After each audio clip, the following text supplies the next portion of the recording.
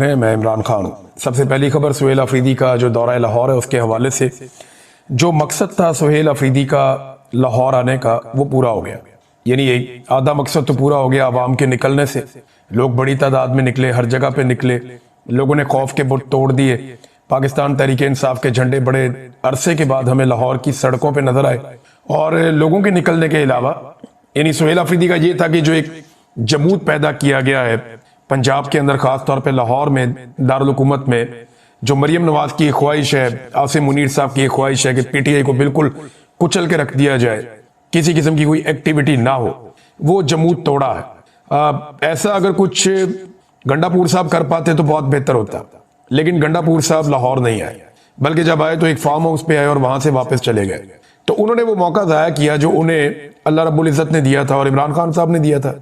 लेकिन सुहेल अफरीदी ने लाहौर आने का एक बेहतरीन फैसला किया और फिर लाहौर आने के बाद वो चुप करके बैठे नहीं।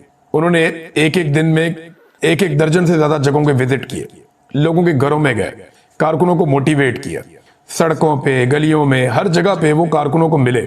वो जिस इलाके में जाते रहे वहां पे इलाका बंद होता रहा। पुलिस को जैसी इतला मिलती पुलिस की दौड़ें लग जाती, फौरी तौर पे पुलिस आगे बढ़ती, ये इलाका बंद करो, वो इलाका बंद करो, कारकुनों का रास्ता रोको, लोगों को गिरफ्तार करो। बहुत सारे लोगों पे मुकदमा दर्ज हुए, बहुत सारे लोग गिरफ्तार हो गए, बहुत सारे लोगों के घरों पे छापे पड़े।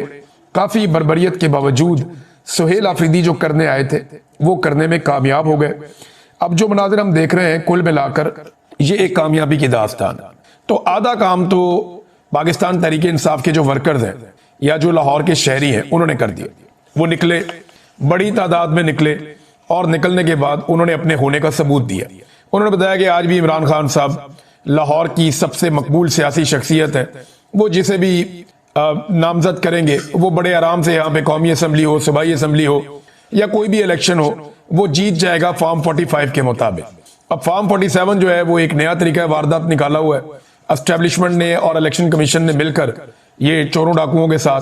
तो वो फिर फॉर्म 47 जारी कर देते हैं। लेकिन जब भी कभी फॉर्म 45 के मुताबिक यानी रियल इलेक्शन होगा पाकिस्तान में तो वो पाकिस्तान तहरीक इंसाफ ही जीतेगी, ये दिखाई दे रहा है।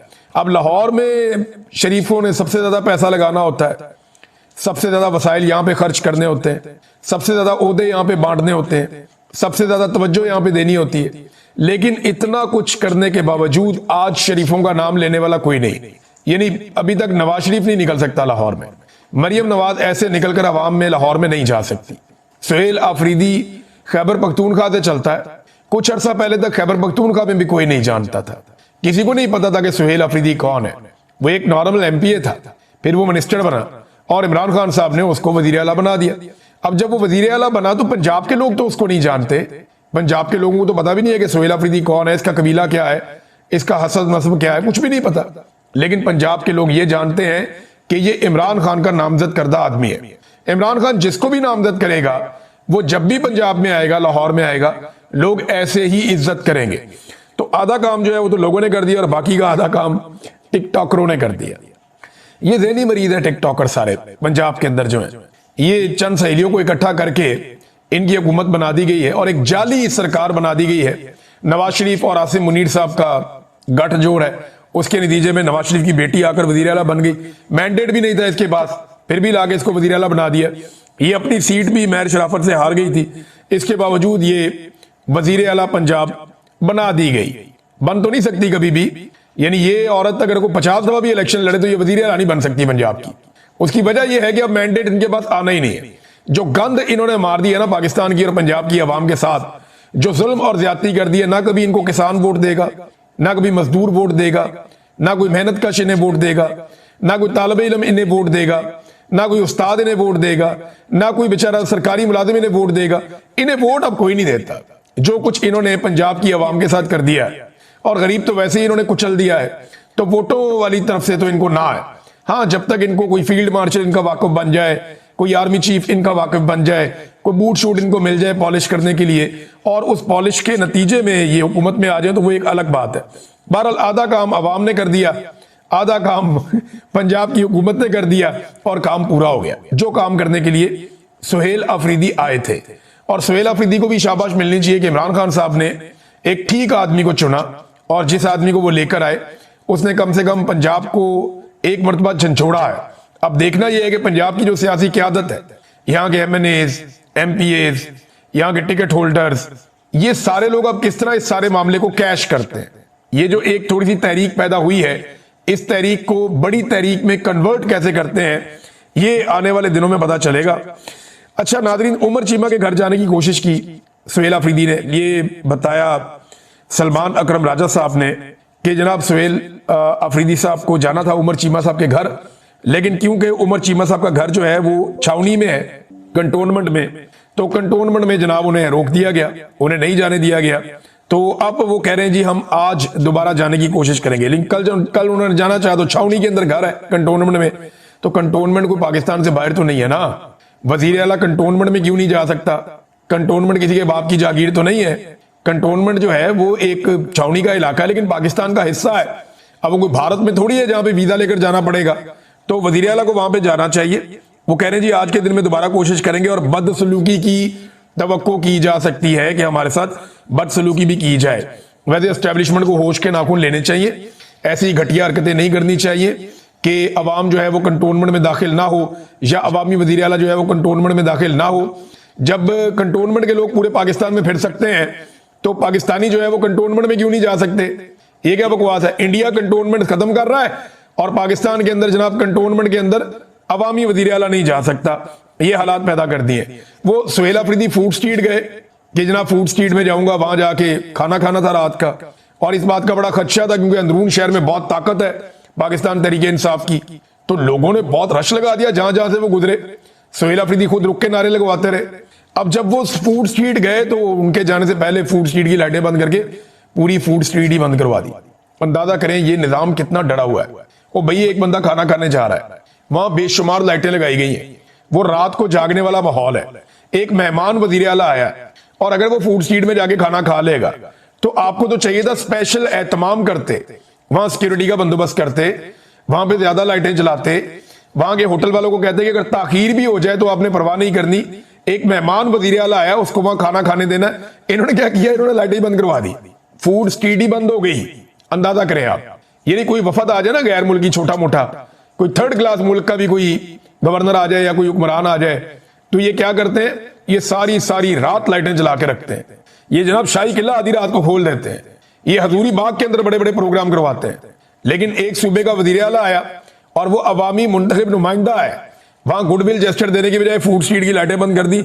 ये तो अच्छा, मैं वैसे ये देख रहा हूं कि मरियम नवाज ने कोशिश करनी है नवाज शरीफ का रिकॉर्ड तोड़ने की, लेकिन नवाज शरीफ का रिकॉर्ड इतना आसान नहीं है तोड़ना।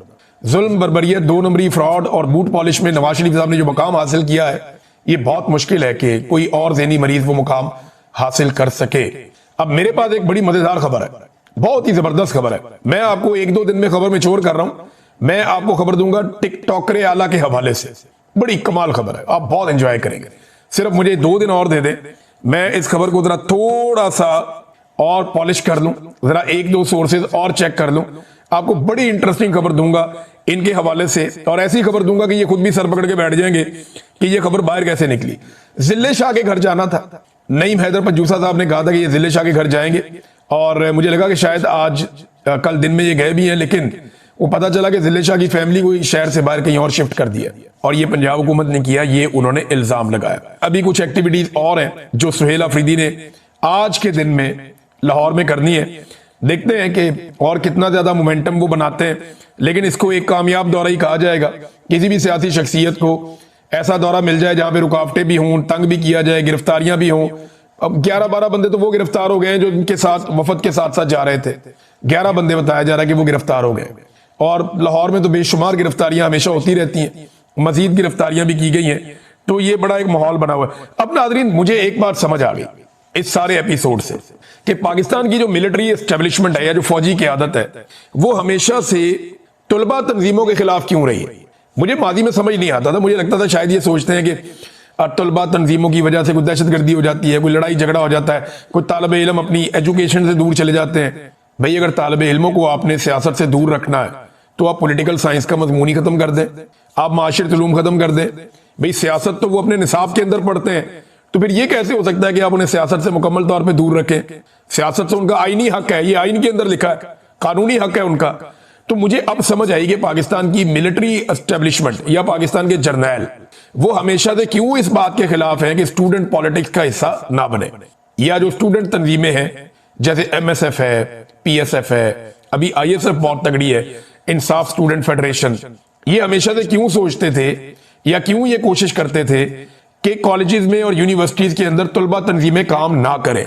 ये सुहेल अफरीदी को देखकर समझ आ रही है, ये बात मीना खान अफरीदी को देखकर समझ आ रही है, ये बात मुराद सईद को देखकर समझ आ रही है, ये बात शाहिद खटक को देखकर समझ आ रही है, ये इन नौजवानों को देखकर बात समझ आ रही है कि एक्चुअली आईएसएफ से इतना ज्यादा ये क्यों डरते हैं। और बहुत सारे नौजवान हैं, बहुत सारों के नाम मैं ले पाऊंगा, बहुत सारों के मुझे याद भी नहीं, लेकिन आईएसएफ ने जिस तरह से लीडर पैदा किए हैं और जैसे उन्होंने एस्टेब्लिशमेंट के नाक में दम किया है और जिस तरीके से उन्होंने मिच्योर पॉलिटिक्स की है, वो ये बताता है कि तलबा के सियासत में आने से क्यों पाकिस्तान के जर्नैल खौफजदा होते हैं। लिहाजा अब पूरा फोकस करना चाहिए इस बात के ऊपर तमाम पॉलिटिकल पार्टीज को, नवाज शरीफ को भी, जरदारी को भी और बाकी पॉलिटिकल पार्टीज को भी। पीटीआई तो कर ही रही है, सबको इस बात के ऊपर फोकस करना चाहिए कि जितना मैक्सिमम हो सके नौजवानों को कॉलेजेस में, यूनिवर्सिटीज में पॉलिटिक्स के अंदर इन्वॉल्व किया जाए, क्योंकि स्टूडेंट जब पॉलिटिक्स को समझेगा, जब वो उसके अंदर आएगा,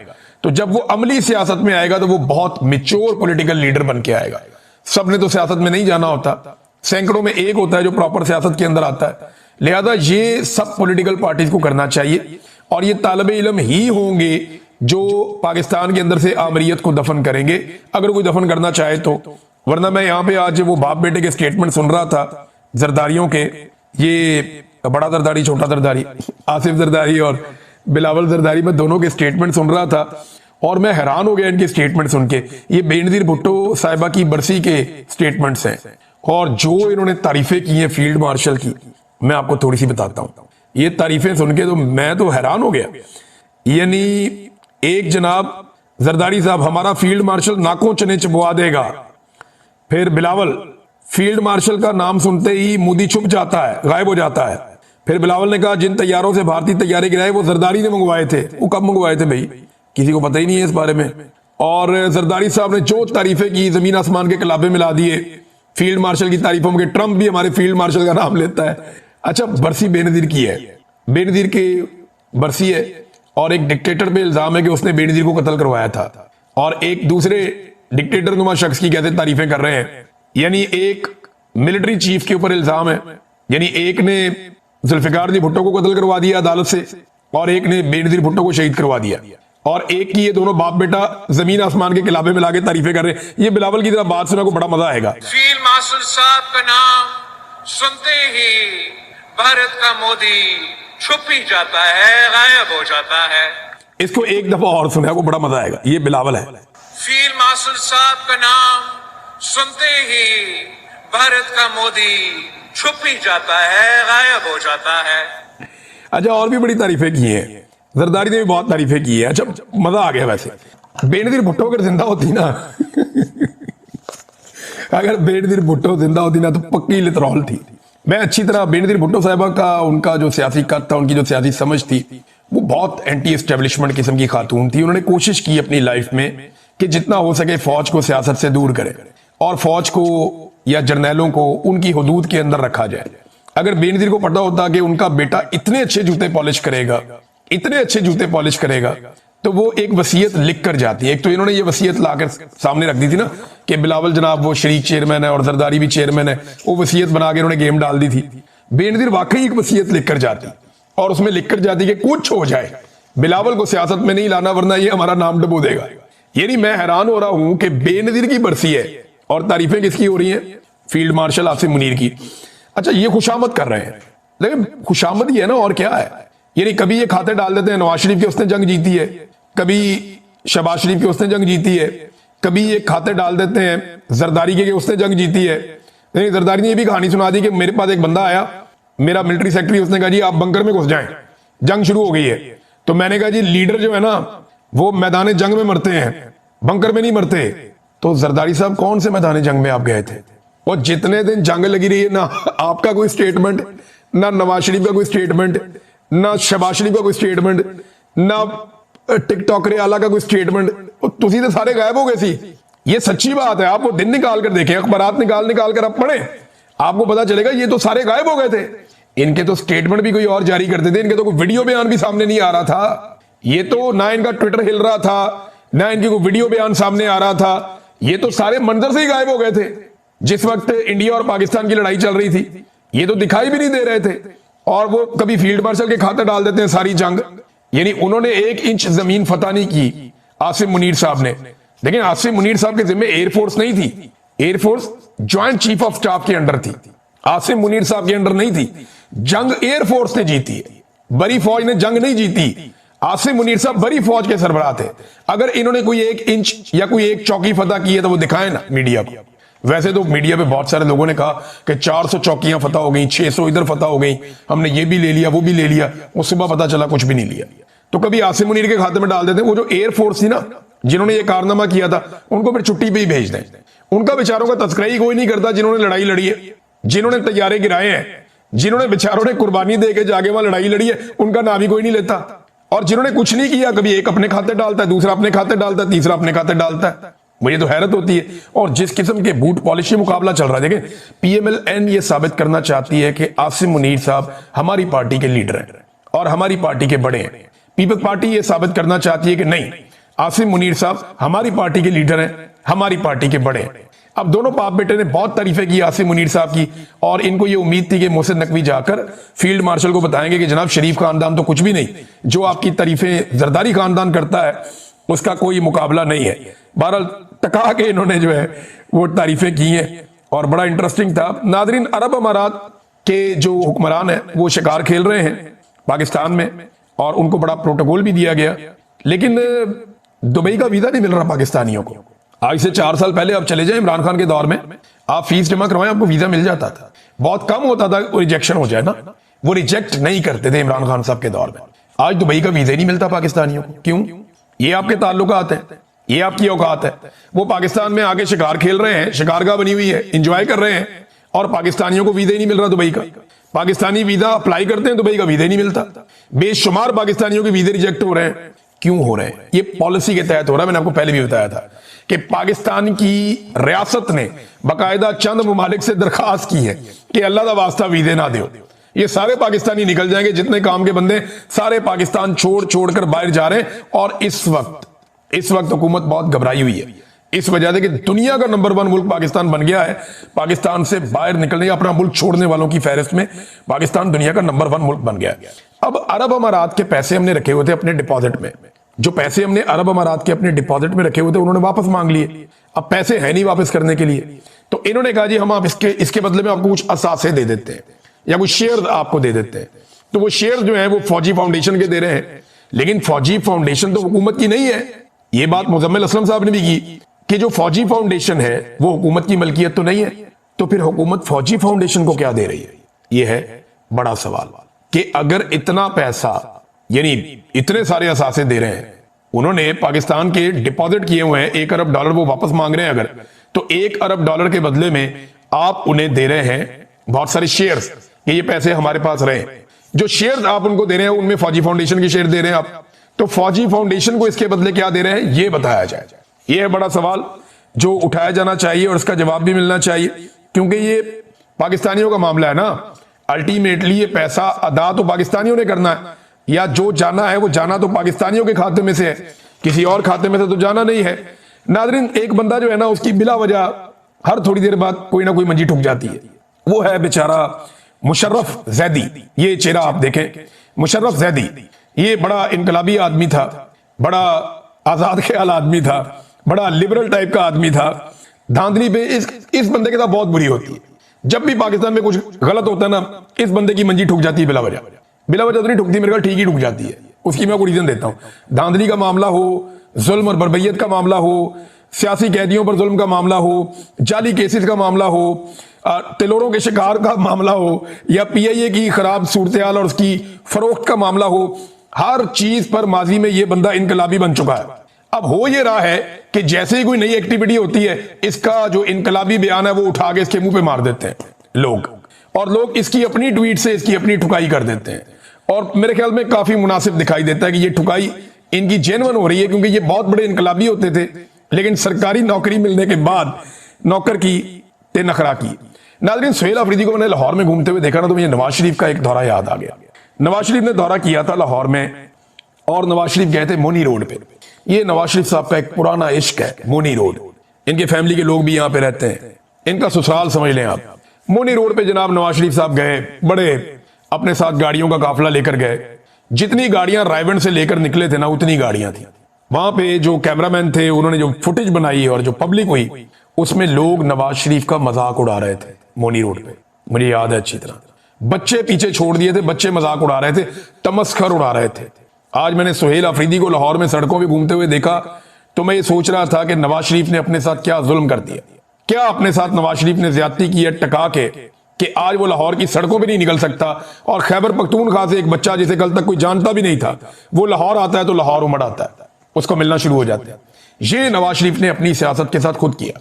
और सुहेल वड़ाइच साहब का मैं देख रहा था कि नवाज शरीफ एक दरवाजे से मुजामत करता है, एक से मफामत करता है। यानी नवाज शरीफ को मुजामत के मशवरे और इमरान खान को मफामत के मशवरे। सुहेल वड़ाइच साहब अब दोनों बंदों को गलत मशवरा दे रहे हैं। ना इमरान खान ने मफामत पे चलना है, उसने बात करनी है पाकिस्तान के लिए करनी है, वो साफ कह चुका है। उससे इस बात से कोई सरोकार नहीं कि उसको जेल में आप क्या करते हैं उसके साथ। और नवाज शरीफ को आप दे रहे हैं मुजामत के मशवरे। नवाज शरीफ साहब सिर्फ इतनी मुजामत कर सकते हैं कि पॉलिश खत्म होगी, दूजी लेके आओ फटाफट, इससे ज्यादा मुजामत नहीं होगी।